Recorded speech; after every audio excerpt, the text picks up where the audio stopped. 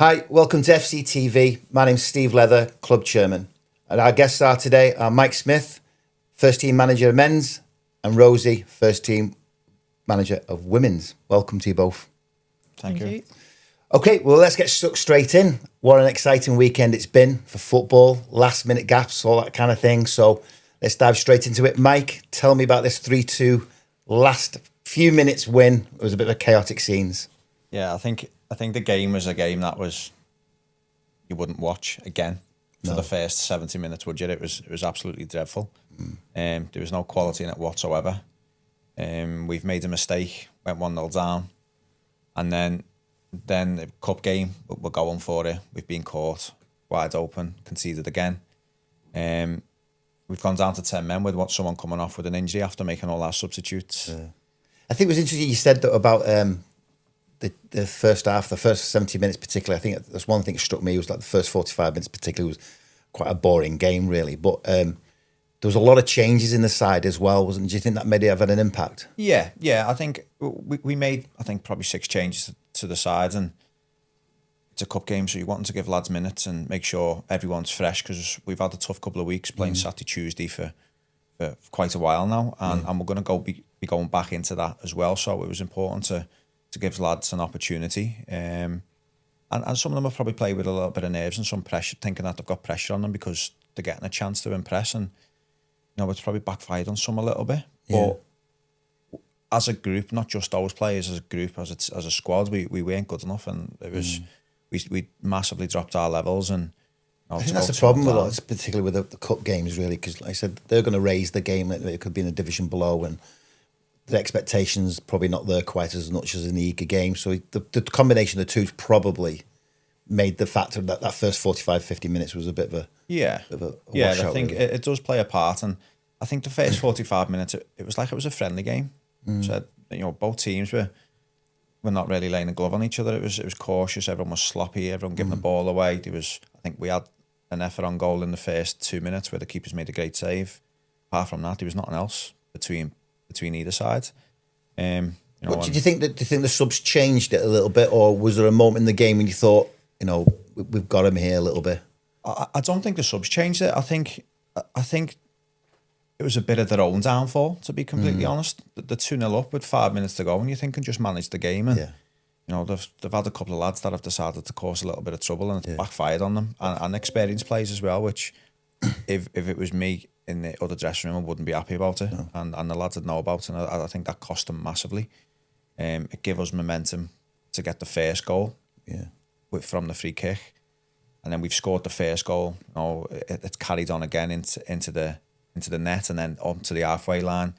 We've then scored the second goal straight after, and then it's kicked off again, and then straight after that we've scored the third goal. And then, it didn't kick off after that, did it? No, it didn't, no. Beto popping up as normal with his back post. So, no, I mean, it was a fantastic final to the game. I wouldn't like to see it every week, I must admit. So, but Rosie, you've had your last moment game on Sunday against Salford, was it? Yeah.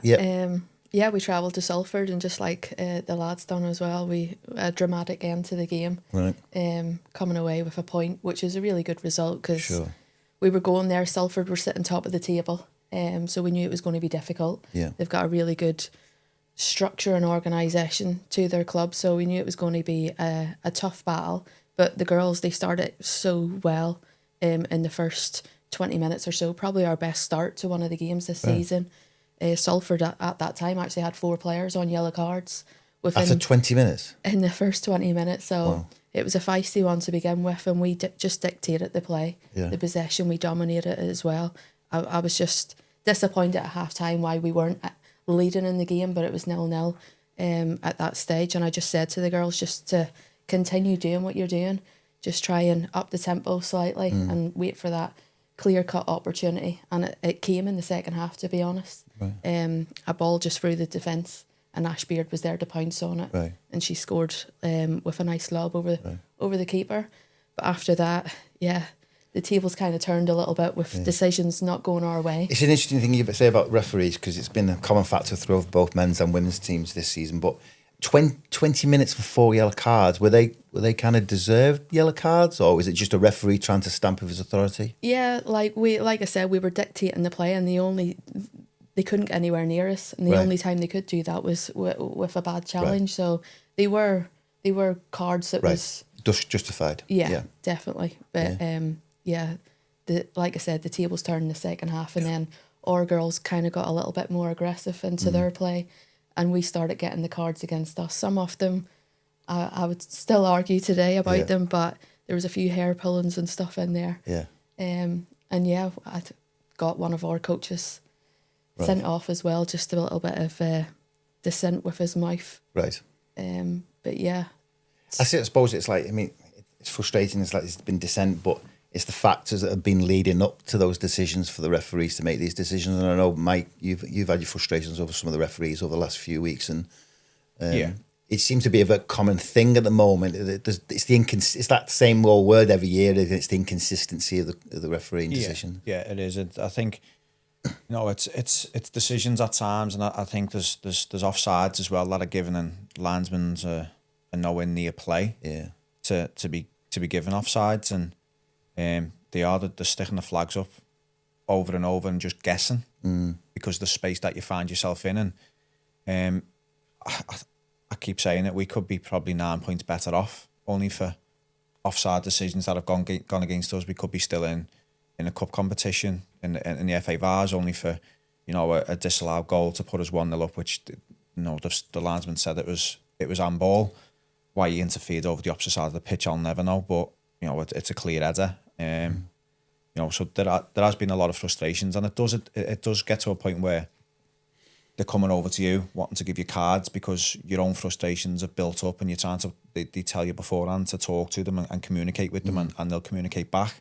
But as soon as you ask them a question or you try that, you don't. And I think that's what the frustration is. We know they're going to get things wrong. It's always going to happen, and I'd much rather Alana be on my side saying, when I question them, saying like, what's he given there? Just be honest. And I don't know. I'm nowhere near play the same as you. I'll ask him at half time. Fair enough. I don't mind that. What I don't like is when they start speaking to you with an attitude, and some of them are saying things to you that if you were to say to them, you're getting booked or you're getting sent off, and I just don't like that. Do you think though? I mean, I've always been dead against the way the FA approach refereeing, particularly with assessors and coaches, things like that, because they're introducing themselves to the referees before the game. And I'm not quite sure, is it the same with the women's? Do the assessors do really introduce themselves at all? No. Well, I know particularly the men's team, particularly the first team, the coaches or the assessors, they're introducing themselves to the referees pre-game. And it's always been my opinion, it is always a bit of a personal opinion, is that those referees play and referee the game differently because they know being watched. And I think sometimes that's frustrating. At the end of the day, if you want a true reflection of a referee's performance, introduce yourself after the game when the game's been played. So I think sometimes there's a big factor that involved, and something the FA I think might need maybe to look at. But you're right. But at the end of the day, 2 positive results. It was a good point on the road. We're into the next round of the Cup in the men's, which is a home tie with MSB Walton. Yeah. Never played them before, have we? No, they've just come up. They've just come up into the North Division. I think the mid-table have had some decent results. It's a little bit of unknown, and we'll do our own work on them, and same as we do with every team. And it's a home tie as well, so should be a good side. It's a home game on a Saturday, which we've not had yet. Yeah. Well, for a while we've had 2 cup games, so it's another cup game on a Saturday. So we're still waiting for a league game on a Saturday. Yeah. And we're going into October. I know, it's mad. So well, that leads us into the next game, which is on Saturday, which is Charnock Richard. Yeah. Always been a tough ask, that game. We've had challenges with them over the last couple of years, and I think a couple of old faces are still there. I think still working around. It is. They've got a good side. They're very, very experienced. They've been at the level for a number of years now, and they've always been in and around playoffs. And we've played them twice last season. First game, 2-2. Funny enough, it was a refereeing decision which put us 2-0 down at the time, and we probably didn't deserve to be behind, but we've gone in at half time 2-0 behind. We've come out second half and we've dominated. We've ended up coming away with a 2-2 draw and unlucky not to win it. And then we've played them at home. We've beat them 4-1. Yeah, which was a very, very good performance. But we know that we're going to go there on Saturday. They've got some very, very good players. They've signed lads from Bury and Padiham and teams like that, so who are experienced in the league and league above. Yeah. So it'll be a tough test for us. But you know, I think now we've established ourselves in the division, even though it's only our second year at the level. Whereas I think that we're a sculpt for teams, and teams play us, and they think, you know, and that's testament to what we've done so far. Yeah, teams know when they turn up against us that they're going to be in for a game, and it gets them up for it. Yeah. Okay. All right. Well, just to let you know, everyone at home, the next home game for the men's team is on Tuesday against Prestwich Hayes, isn't it? Yeah. That's a 7:45 p.m. kickoff. So try and get down for that as well. But yeah, I mean, before we move on to Rosie, I just got to mention Mike is suffering a little bit with his legs. He decided to play in a charity match yesterday. He reckons he was the best player in the park. Judgment's out on that one. But how are you feeling today on that one? Sore. To be honest, I'm sore. My groins, my back and everything. But I probably was the best player on the pitch. We fell apart when I come off. He did, yeah. You know, we did fall apart, yeah. Manager's got to be questioned for his decisions on that one. Yeah, I don't know who that was, but we'll ignore that one. Anyway, but yeah, that was a great event. Good to catch up with a few of the old players, mainly past. There was a couple of present ones in there as well to give us some legs. But yeah, the whole day was a really good event, and it was all in aid of Willowbrook Charity. So everyone attended that. Thanks very much indeed. But let's lead on to Sunday's game, okay, which is the FA Cup game. Briefly touched on this last week, didn't we? How are the girls feeling about the game? Yeah, obviously yesterday got that one out of the way, so this week's just full of preparation for the FA Cup. Yeah. Obviously we travel up on the Saturday, thanks to the club. Thanks for you for putting your hand in your pocket. So not my pocket, trust me. Yeah, so we can fully prepare in the best possible way, because we want to go away and get the win. Yeah. If we were travelling up on the Sunday, 2.5-3 hours journey, we're not going to be able to give it our best. So massive thanks to the club for allowing the girls to go up. And I hope you're testing for non-alcoholic beer the night before. Yeah, I've put a proper structure plan in place. Arrive, we'll have dinner, bit of a team bonding, and then everyone's strict orders to be in bed for match of the day. Good. And have you done much research on your opponents? Yeah, so I've spoke to a few other people that I know. One of my ex-managers actually played them last year. So she sent me footage. I know it was last year, but it was still good enough. Yeah. They've still got similar players. She was making me aware that it's not an easy ground to go to. The women's got a really solid, strong fan base, and they were just chanting the whole way through the game. Really? So it may be intimidating, but the girls are used to that, especially after yesterday's game at Salford. It was exactly the same, so we'll be ready for it. And we've got a few new faces travelling up ourselves, with two people coming the whole way across from America to attend the game. So really exciting. Yeah, fantastic. And I think we'll get that game videoed as well, so we'll show the highlights on the next show on that one. So let's talk about Isle of Man on the 18th of October.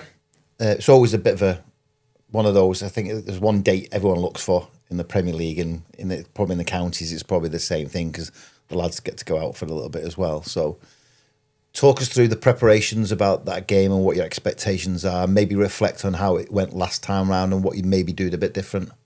I think last year, obviously, when it come out last year, we were going the 28th of December. Yeah. So straight away you're thinking, it's going to be freezing, isn't it? Yeah. What a time to be going. We were playing Pilks Boxing Day, and then we've had a day's rest, and then it was Isle of Man. We were meant to be flying at like 9:10 in the morning, and I don't think we left until 2:00. So by the time we've got there, all the preparations that we had have gone out the window. We planned to get there, let the lads have a couple of hours, and then it was have some food and have a little bit of a pre-match meeting. But we've got there, bags were in, we were down, food, and then we were back on the bus, and we were straight to the grounds. And we went there with quite light in terms of squad because of the time of year it was. Yeah. And then we've had one of the lads who's got ill on the way. That's right. Couldn't play. Yeah, Jack Ball couldn't play. He was ill. So preparations had gone, and to be fair, we performed well. The game didn't start particularly well because we had someone sent off early in the game, didn't we? Or was it shortly before half time, if I remember rightly? It was after about 25 minutes. Yeah. So we were 1-0 up at the time, but I think we scored in about the 10th minute. We were 1-0 up and we were dominating the game, and we'd had a couple of chances, and then we sort of got a little bit ragged, making the wrong decisions. And then I think we've given the ball away on the halfway line. They've broke on us and scored straight from kick-off. We've then got a man sent off with 25 minutes gone, and we were sort of backs against the wall. We've come out at half-time, changed our shape. They played the diamond, so we just matched them up and had the one forward. And I thought we were good value. We were doing well. We've conceded quite late on, and then we've equalised, bring it to 2-2, and then it's at that point, I suppose, we would have took the point at that point, wouldn't we? Yeah, you think and take the points, and then there was again they've scored, and probably 96th minute. It was a little bit of a blow to us, but you know the performance and considering the circumstances around it, and you know the day that we'd had, it was unlucky not to come away with something. But we still went out after and enjoyed ourselves. Yeah, definitely enjoyed ourselves. Yeah, definitely. Well, just to remind you, everybody, about the trip. So this trip is on the October the 18th. Flights are limited, so if you do want to come over, get your flights booked early. There are ferries over there if you like a 2 or 3 hour ferry journey. I'm not sure about that one. I'll think and get the flight. So, but yeah, just get your details in early and try and get over there and support the lads. So, I think are you expecting much difference in the team? I think they're not quite as doing well as in the league as perhaps last season, are they? So no, they're not. But they've just changed the manager. So you can imagine over the next couple of weeks, I don't think they've played on the weekend, so I think they'll be preparing and they'll probably have new players in, and he'll be putting his stamp on things. So they'll change shape. I don't think they'll play this anywhere near enough the same way as they have done. So it's going to be a completely different challenge. But we'll just go there and go and play our game and be ourselves. And obviously we were meant to be going the 3rd of January, wasn't we? It's only just been changed last week. We'll still be going there strong enough, and you know we've got our reserves as well that we use. You know, we drop players in there, players come up.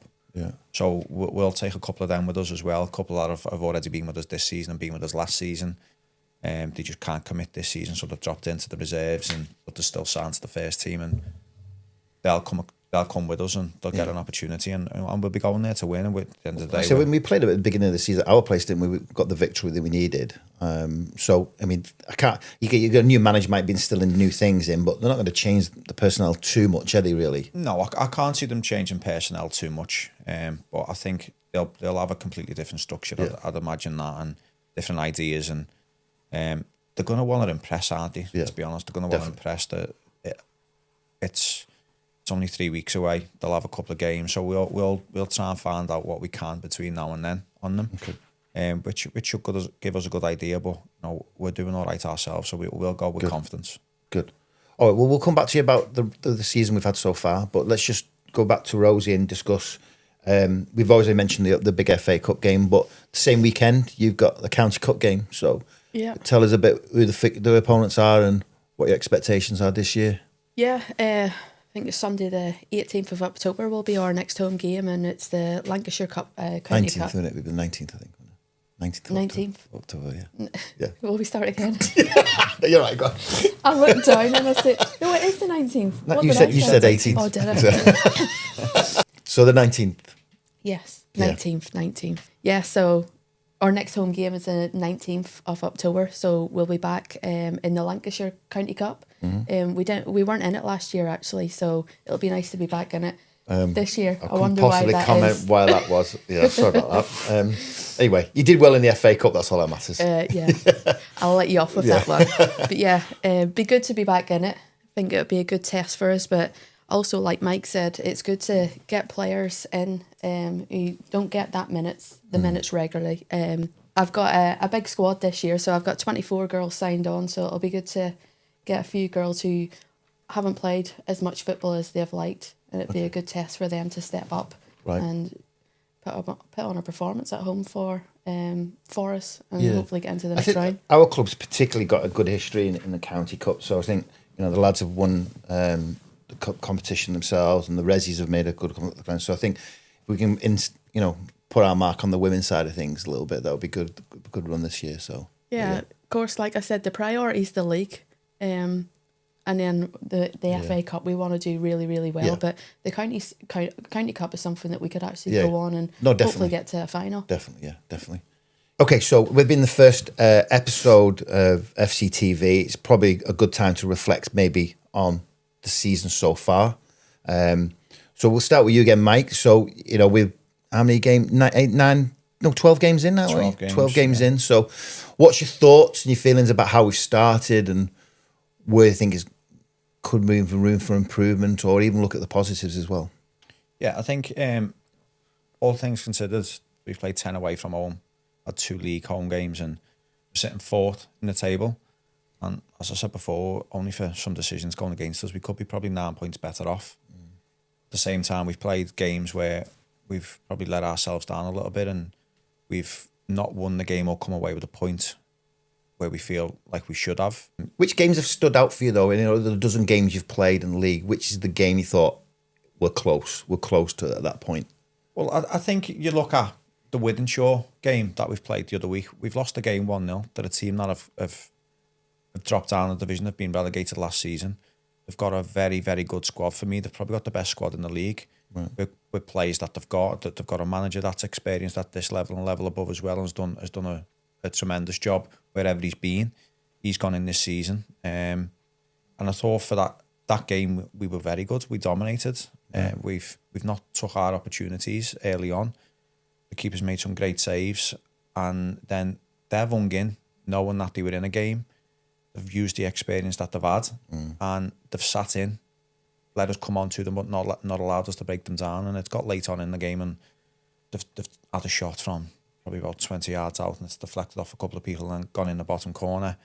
And they've ended up beating us 1-0, but it was a good performance. It's one of them where you come away disappointed that you've not took anything from the game. But it shows how close we are. The game after that, we go into Adet LR, where we've ended up losing again. And that was a game where, when we look back, about 33 shots. Yeah. I think there was 17 of them on target. Again, keeper was absolutely tremendous. And that was one game I thought, how the hell we never came out with a win, I do not know. Because I think that's probably one of the best performances we've had so far this season, 100%. And the goalkeeper was on fire. I think we've still been playing today, and when he's still made no saves, it was incredible. It summed the game up probably the last minute when we've took a corner and we've hit the post, and we've hit the bar, that cleared off the line, and then he's made a great save, tipping one off the line, all in the space of probably a minute. And that they've come away with a 2-1 win, and that's the harsh realities of this league. If you don't take your chances, you can get punished quite easily. Yeah. But I think on the whole, we've done well. Which players have stood out for you then, particularly? I think obviously Josh Briggs was an excellent addition to us. He scored 8.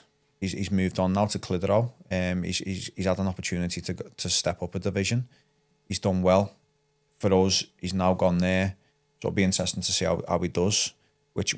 He was a big loss to us. Ryan Sinnott stepped up from the reserves.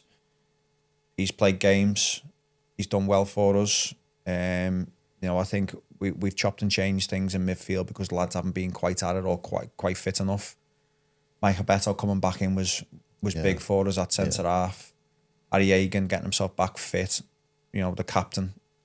He's a big player for us. So the likes of them. But I think in recent weeks, we lost Josh Briggs, and it was important that we replaced him and signed 2 players that are experienced from the divisions above, and Harry Scarborough coming in, and then Mackenzie O'Neill as well coming in.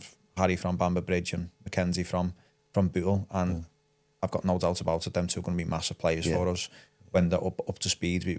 We can't forget that they weren't really playing for the clubs that they were at. So it's about getting their fitness up and sharpness up again. Yeah. But once they're there, I think they'll be tremendous addition to us. Harry scored 1, Mackenzie scored 1, and they'll be very, very good players for us. Yeah. No, that was brilliant. And Rosie, so the season so far, what's your thoughts? You happy where you are? You should be. You're second with a couple of games in hand, didn't you? So. Yeah, excellent start to the season. Really, really happy with where we're at. Like you said, we're second in the league. I think we're 1 point off top and 2 games in hand. So we're in a nice position at the moment, but those 2 games in hand mean absolutely nothing at the moment. So we'll wait for them to come around. They've restructured the women's league at that level, didn't they? And it's spread across 3 divisions now. So yeah, is that Is that weakened the quality of the league, or is that improved it? Where does it sit? 'Cause it's always difficult. 'Cause you've also got teams in there defaulted. We're actually technically a division below, I assume. So. Well, yeah, it's a hard one at the moment because we're still trying to work out teams that's come in. We've moved leagues, so we always had a north and a south, where there's now a central, and we have moved into the central, and there's like 6 new teams in there. Right. So 2 have came down, 2's moved up, and sideways movements as well. So I know Pelks has came up. They didn't get promoted, but they signed a piece of paper and they got up. So they're in the league. Yeah. Good job we battered them twice, which was nice. So it was nice at FC that was. Yeah, but until we get to play every team in the league, I'll let you know then. Yeah. But for now, like yesterday, how many teams are in the division? Was it 10? There's 10, where we used to have 12. So you're not going to be in a position where you're having to play team 3 times or anything like that. Not at the moment, no. So the aim is obviously to go up, but just keep doing what we're doing and picking up the points. So who stood out for you this season then? You know what? I remember a training night you came down, and I don't think you could believe your eyes when there was 30 girls training for FC. Yeah. But I wondered how the hell are you going to handle this one? So pre-season was really good. Yeah. I've got 24 girls signed on, and then just for games, I'm having to let girls down. You know, say you're not available, or I can't pick you for a selection this week for X, Y, Z. But one player in particular, out of them all, Sophie Griffiths. Right hand side. She's been right side when we play a free at the top, right winger when we're playing, across 5 or 4, and then she does wing back as well. Right. So she's just brilliant, and she would give any of Mike's lads a run for their money in terms of speed. She's like lightning. She is lightning. I've seen it. Yeah. She is lightning. For dudes. Yeah. Jack as well, my assistant. He puts a challenge in with her at training, and she goes for it, and she's not far off him. Good. She's really, really fast. Good.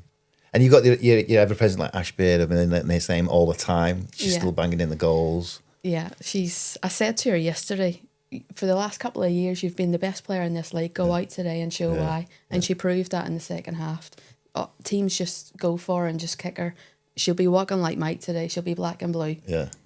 With the amount of kicks she got yesterday. But yeah, she's been incredible. Good. Top goal scorer for last couple of years. Right. I thought we were going to lose her. A lot of clubs came in for her in the summer. Yeah. But I met up with her, had a good chat with her, and she wanted to stay. She's got that famous FC bug. Once they're in, it's very difficult to get out of, to be fair. But yeah, no, it's been a fantastic season. I think start to the season, I should say. So I think big plans are ready for your promotion of this season. No pressure, of course. No pressure. It's the hardest part as well, that isn't it? Where you've got the expectations, that many in your squad, and if you're leaving people out, particularly when people are at training all the time, and you've got to do it. And I think for me, a Friday when when we're discussing the squad, you already know that probably you're 11 and who's going to be in it, and then you're trying to balance your subs and what you may need, and then I always give the lads a phone call on a Friday and tell them why they're not in it. Don't be putting that on me now. No, to be fair, when I do say to people, though, people say to me like, well, loads don't do it. No, I worked with Dave McNabb at Rylands and with him, and who's the Berry manager now, and it's something that he always done. And I think it's right. I think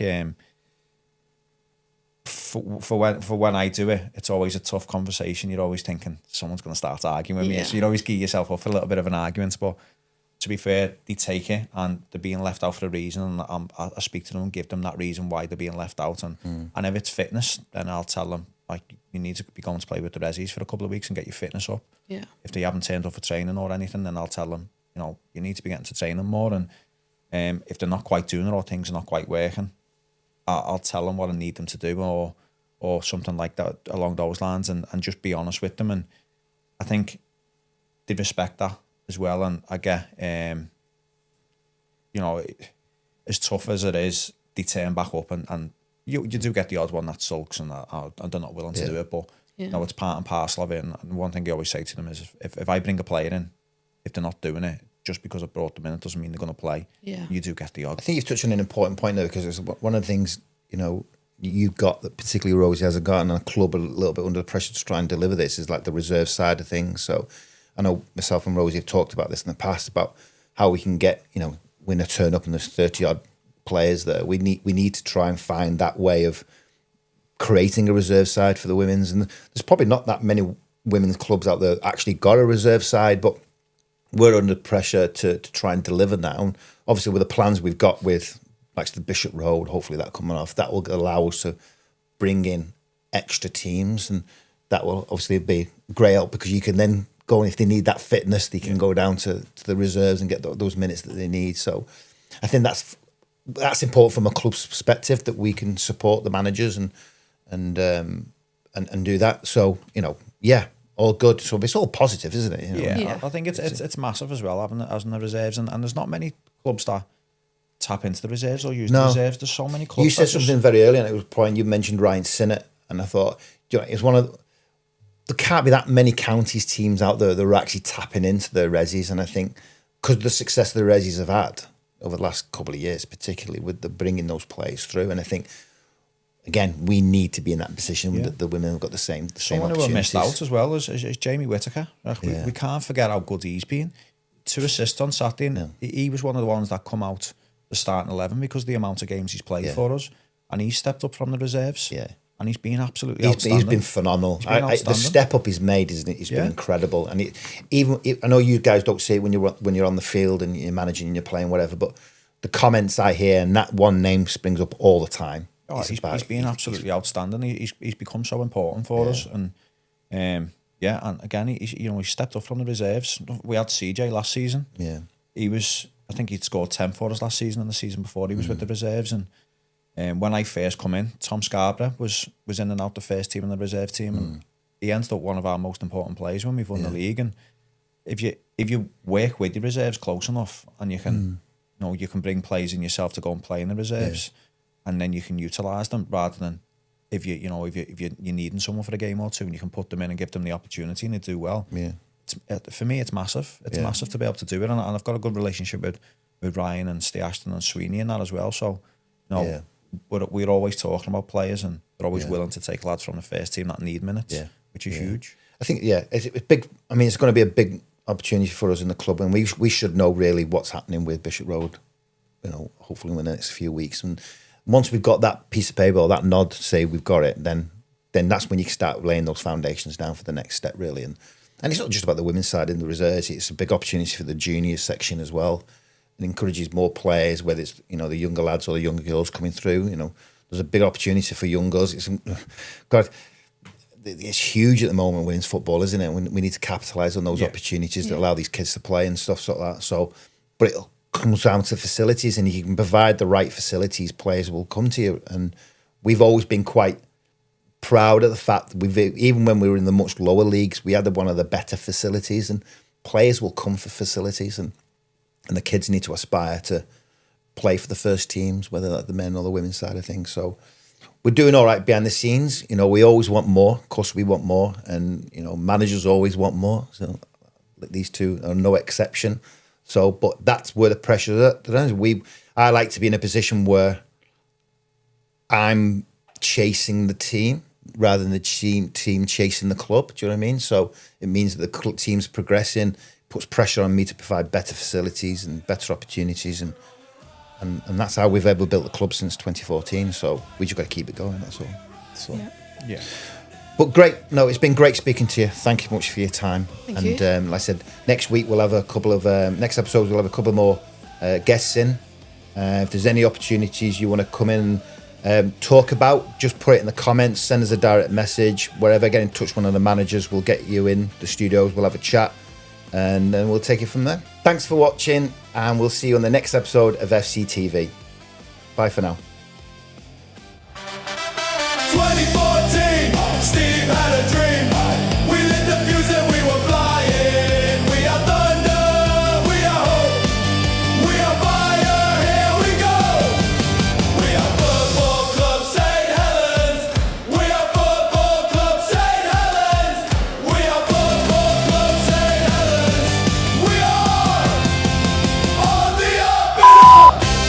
Hi, it's Steve Leather from Fctv. Tune in for the next episode where we'll get to see club legend Steve Ashton and under-18s manager Barry Pope. Loads of other good stuff.